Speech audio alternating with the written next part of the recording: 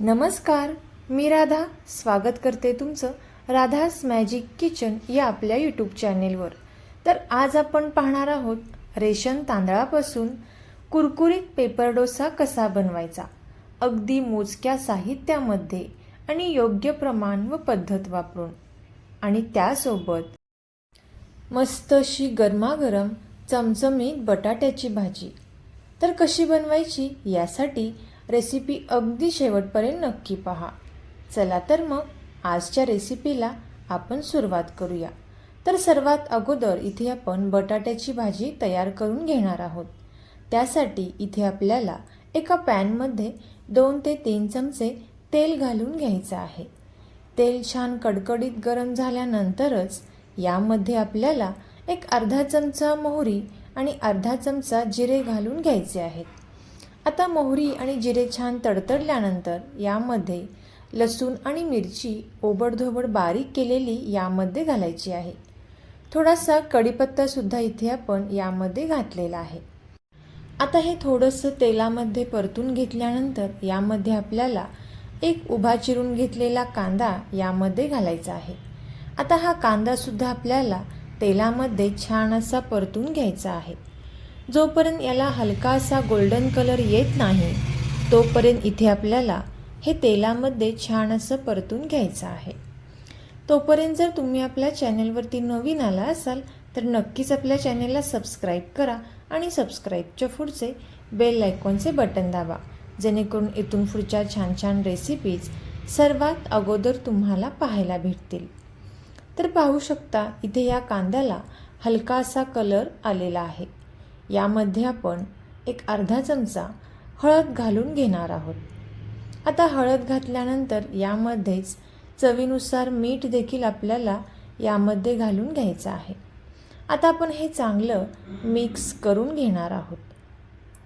हे चांगलं मिक्स केल्यानंतर यामध्ये उकडलेले बटाटे चिरून घेतलेले घालून घ्यायचे आहेत। इथे मी साधारण 7 ते 8 उकडलेले बटाटे हे चिरून घेतलेले आहेत। आता संपूर्ण बटाटे यामध्ये घालून घेतल्यानंतर आपल्याला हे चांगलं मिक्स करून घ्यायचं आहे। 2 ते 3 मिनिटांपर्यंत इथे आपण हे चांगलं मिक्स करून घ्यायचं आहे।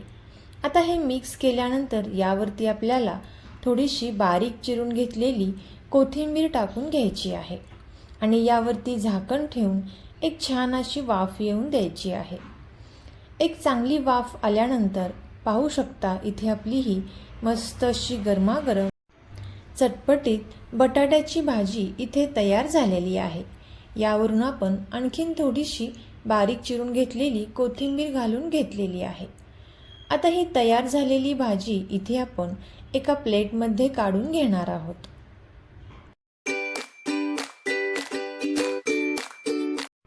आता यानंतर इथे आपण डोशासाठी एका बाउलमध्ये 1 कप उडदाची डाळ घेतलेली आहे आणि ज्या कपने आपण उडदाची डाळ घेतलेली आहे त्याच कपने 3 कप रेशनचे तांदूळ घेतलेले आहेत।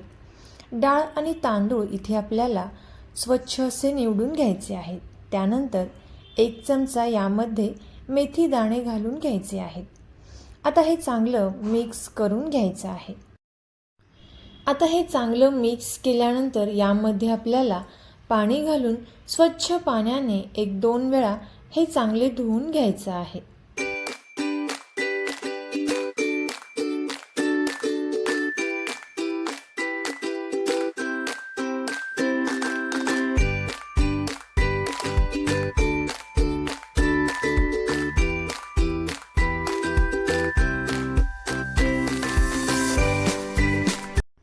आता हे स्वच्छ पाण्याने चांगलं धुवून घेतल्यानंतर यामध्ये आपल्याला पाणी घालून घ्यायचं आहे।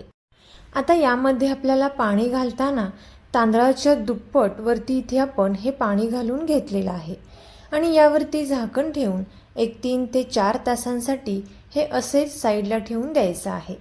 3 ते 4 तासानंतर पाहू शकता इथे हे तांदूळ आणि उडदाची डाळ छान अशी भिजलेली आहे। आता यानंतर एका मिक्सरच्या भांड्यामध्ये आपल्याला हे तांदूळ आणि उडदाची डाळ थोडं थोडं या मिक्सरच्या भांड्यामध्ये घालून मिक्सरला बारीक करून घ्यायचं आहे। आता हे बारीक करत असताना यामधील पाणी इथे आपण बारीक करण्यासाठी वापरणार आहोत. जे तांदळामधील पाणी आहे तेच आपण बारीक करण्यासाठी वापरलेलं आहे. आता हे बारीक केल्यानंतर पाहू शकता या पद्धतीचं हे बॅटर इथे तयार झालेलं आहे. हे बॅटर तयार करत असताना अगदी खूप पातळही नाही किंवा अगदी खूप घट्टही नाही, या पद्धतीनं तयार करून घ्यायचं आहे. आता याच पद्धतीने मी हे संपूर्ण तांदूळ आणि उडदाची डाळ मिक्सरला बारीक करून घेतलेली आहे. आता एकदा चमच्याने हे चांगलं मिक्स करून घ्यायचं आहे. एक 5 मिनिटांपर्यंत साधारण इथे मी हे चांगलं मिक्स करून घेतलेलं आहे आणि यावरती झाकण ठेवून हे रात्रभर पीठ छान असं फर्मेंट होण्यासाठी एका साईडला ठेवून द्यायचं आहे. तर इथे तुम्ही सकाळी पाहू शकता 7 ते 8 तासानंतर हे जे पीठ आहे ते छान असं फर्मेंट झालेलं आहे. तुम्हाला पाहूनच कळत असेल हे पीठ किती छान असं फर्मेंट झालेलं आहे. सोडा किंवा इतर कोणताही पदार्थ न वापरता आपण हे पीठ छान असं फर्मेंट करून घेतलेलं आहे. आता एकदा हे चांगलं मिक्स करून घ्यायचं आणि यामध्ये आपण चवीनुसार मीठ घालून घेतलेलं आहे. एक अर्धा चमचा साखर यामध्ये आपल्याला घालायची आहे आणि 1-2 चमचे बारीक रवासुद्धा इथे आपण यामध्ये घातलेला आहे. साखर घातल्यामुळे डोशाला कलर जो आहे तो अतिशय छान येतो. यासाठी इथे आपल्याला साखर ही आवर्जून घालायची आहे. आता इथे मी थोडंसं पाणी यामध्ये घातलेलं आहे. हे जे बॅटर आहे ते थोडंसं घट्ट असल्यामुळे इथे मी यामध्ये पाणी घातलेलं आहे. जर तुमचं बॅटर घट्ट नसेल तर तुम्ही इथे पाणी घालण्याची गरज नाही. पण ज्यावेळी आपण तांदूळ मिक्सरला बारीक करत असताना पाण्याचे प्रमाण जेवढे कमी ठेवाल तेवढे पीठ हे छान फर्मेंट होते. तर इथे पाहू शकता या कन्सिस्टन्सीचं बॅटर इथे तयार झालेलं आहे. इथे आपण या डोशाच्या तव्याला छान असं तेल लावून घेतलेलं आहे. तवा छान गरम झाल्यानंतरच यावरती आपल्याला थोडासा पाण्याचा शिंतोडा द्यायचा आहे आणि एका रुमालने किंवा टिश्यू पेपरने हा तवा जो आहे तो छान असा क्लीन करून घ्यायचा आहे आणि या तव्यावरती आपल्याला हे बॅटर घालून घ्यायचं आहे. बॅटर हे तव्यावरती घालत असताना गॅसचा फ्लेम इथे आपल्याला फुलच ठेवायचा आहे आणि हे बॅटर अगदी अलगद हाताने या पद्धतीने फिरवून घ्यायचं आहे.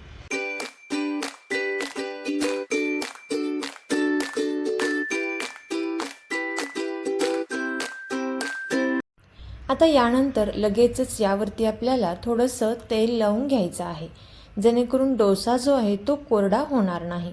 इथे तुम्ही तेलाच्या ऐवजी बटरचा वापर देखील करू शकता. आता गॅसचा फ्लेम कमी करून एक 5 ते 6 मिनिटांसाठी मंद आचेवरती हा डोसा छान असा भाजून घ्यायचा आहे. डोशाचा वरून कलर हा चेंज झाल्यानंतरच इथे आपण हा डोसा काढून घेणार आहोत. तर पाहू शकता याच्या कडा ज्या आहेत त्या आपोआप सुटल्या जातात. फक्त याला भाजताना मंद आचेवरती भाजायचा आहे. तर पाहू शकता इथे आपला हा मस्त असा कुरकुरीत डोसा तयार झालेला आहे. तर तुम्ही सुद्धा याच पद्धतीने सोडा न वापरता हा कुरकुरीत डोसा नक्की ट्राय करून पहा आणि कसा झाला ते कमेंट करून नक्की सांगा. तुम्हाला जर ही रेसिपी आवडली असेल तर नक्कीच आपले मित्रमैत्रिणी आणि नातेवाईकांसोबत शेअर करा. चॅनलवरती नवीन आला असाल तर नक्कीच चॅनलला सबस्क्राईब करा आणि बेल आयकॉनचे बटन दाबा जेणेकरून इथून पुढच्या रेसिपीज तुम्हाला पाहायला भेटतील. थँक्यू.